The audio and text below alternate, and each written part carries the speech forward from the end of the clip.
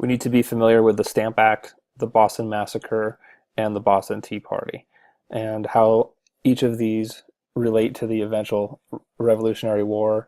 And the concept that kind of circles these three is that the British are now wanting to tax the colonists, but they're not giving them the ability to vote. So that's the big deal. Okay, so let's look at each of them. The Stamp Act was first, and it's in 1765. The Stamp Act was the first international tax levied directly on American colonists by the British government. The act, which imposed a tax on all paper documents in the colonies, came at a time when the British Empire was deep in debt from the 7 Years' War, which was from 1756 to 1763. And the British were looking for its North American colonies as a revenue source.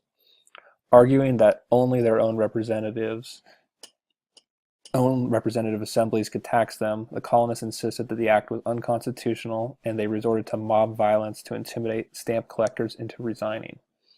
Parliament eventually repealed the Stamp Act in 1766, but issued a declaratory act at the same time to reform its authority to pass any colonial legislation it saw fit. The issue of taxation and representation raised by the Stamp Act strained relations with the colonies to the point that 10 years later, the colonists rose in armed rebellion against the British. The Boston Massacre occurred on March 5, 1770.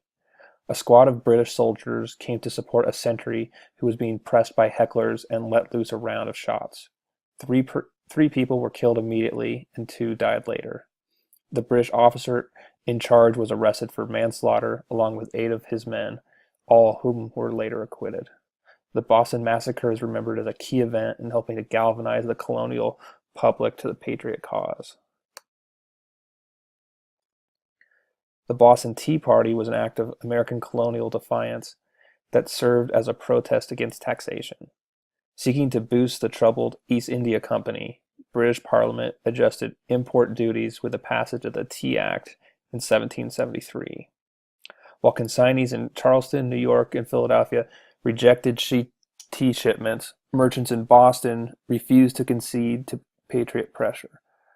On the night of December 16, 1773, Samuel Adams and the Sons of Liberty boarded 3 ships in the Boston harbor and threw 342 chests of tea overboard. This resulted in the passage of the Punitive Coercive Acts in 1774 and pushed the two sides closer to war.